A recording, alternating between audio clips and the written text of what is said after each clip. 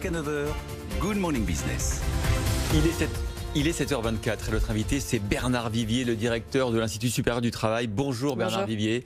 Alors on est un peu inquiet parce que quand on a préparé l'émission avec vous hier, avec notre producer Julien Casqui, vous lui avez dit ça va être un carnage en termes de suppression de postes et d'emplois, et vous parlez d'un climat social de révolte potentiel à venir. Pourquoi vous avez ce diagnostic si pessimiste ? Carnage, le mot est effectivement fort, mais nous le voyons à l'œuvre. Entre le 1er mars et le 8 novembre, nous avons observé 66 000 suppressions d'emplois dans le cadre d'un plan social de l'emploi. À la même époque, combien de PSE ça à peu près au total? Ça fait 619 PSE très exactement. Et l'an dernier, à la même époque, pour 346 PSE, il y avait 26 000 suppressions d'emplois. Donc on est passé, pour la même période, en 2019, de 26 000 à 66 000. Ça, ce sont essentiellement les grandes entreprises. Et puis, vous avez, hors PSE, vous avez les procédures de licenciement. Vous avez, dans des secteurs comme l'intérim, les contrats à durée déterminée, qui souffrent également. Les PME sont aujourd'hui quasiment invisibles, mais 10 salariés supprimés ici, 15 salariés supprimés là, nous arrivons malheureusement vers un chiffre qui nous amène vers les 11% de taux de chômage. Donc c'est quelque chose de considérable. Ajoutons à cela évidemment que la croissance est plombée et que l'année 2021 s'annonce nettement meilleure. On a même des chiffres assez extraordinaires. On entend plus 6% pour l'année 2021. Donc la reprise va être là. Mais nous vivons aujourd'hui une catastrophe en termes d'emploi. Oui, un certain carnage, bien évidemment. Et la reprise va être très sensible parce que il va falloir pour les entreprises supprimer des emplois, mais en même temps garder des compétences. C'est tout le problème de la reconversion, de la transformation des métiers et donc des emplois.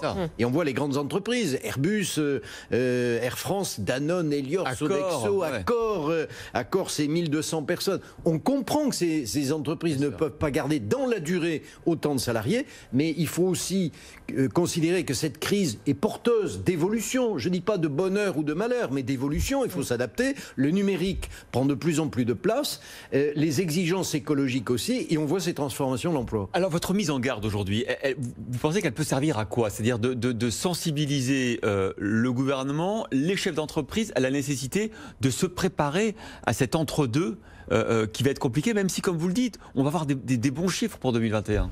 Oui, alors ça s'adresse à tous les acteurs de la vie économique et sociale. D'abord, les acteurs directs, patronat et syndicats. Il faut effectivement discuter, négocier. Vous savez, dans la métallurgie, c'était le 18 mai dernier, 18 mai, c'est-à-dire très vite après le lancement de la crise et le confinement, il y a eu un accord pour réduire la durée du travail, les accords de travail, avec le maintien de l'emploi. On en avait parlé. Et ça a inspiré le gouvernement qui, le 17 juin, a lancé la loi sur l'activité partielle de longue durée. Et donc, c'est un secteur qui est très productif de négociation et qui a réussi à avancer et à protéger les emplois. Donc, les acteurs sont concernés. Vous dites que ça ne suffira pas, ces plans d'adaptation à longue durée de l'emploi dans l'aéronautique, par exemple, on le pense, ça ne suffira pas, il y aura forcément un carnage, comme vous dites? Oui, parce qu'il va falloir que cette économie qui s'accélère arrive à trouver les moyens de la reconversion des personnels pour que ces personnes changent non seulement d'emploi, mais également de métier. Dans la grande distribution, c'est la même chose. On le voit bien, le modèle hypermarché est en train de, non pas s'effondrer, mais en tout cas être abîmé. Et par contre, le click and collect, les livraisons à domicile, le drive, pour utiliser des mots très anglais, est en train de prendre de l'essor. Ce ne sont pas les mêmes compétences, ce ne sont pas les mêmes métiers. Quant à la puissance publique, à l'État, il joue aujourd'hui un peu le Père Noël avec l'argent magique du ministère de l'économie et des finances. Et puis nous avons évidemment à considérer que l'État n'est pas l'économiste en chef, il est l'ordonnateur. Et il a souvent tendance à étouffer patronat et syndicats qui ont, notamment dans les branches, pas assez d'espace pour négocier. Vous voulez dire que l'État a toujours envie de prendre les décisions à la place des chefs d'entreprise ou des partenaires sociaux? Parce que c'est la France, parce que nous avons un État toujours qui ne garantit pas la vie sociale, mais qui a tendance à vouloir la gérer, à faire le bonheur du peuple. Et de ce fait, la crise sociale, elle est à deux niveaux. La crise de l'emploi, donc la crise du chômage, avec évidemment les effets très difficiles pour les personnes qui sortent des systèmes de protection. Ouais. Donc attention, la grande pauvreté grandit dans notre pays. C'est en ce sens que nous avons une société fragilisée. D'où le revenu mensuel minimal dont parle Elisabeth Borne aujourd'hui. Qui est un débat. Faut-il, ne faut-il pas, mais c'est un débat qui monte, et le thème de la pauvreté, et la réalité de la pauvreté. Et puis nous avons la question dans cette transformation, dans cette crise sociale, des risques de rejet du système économique et de modèle de société dans lequel nous sommes, avec des crises sociales fortes. Risque de révolte ? Oui, le phénomène des gilets jaunes ne va pas se reproduire à l'identique. La crise que les commerçants, les restaurateurs montrent exprime plus un poujadisme inquiet, une inquiétude catégorielle, mais fondée, bien évidemment.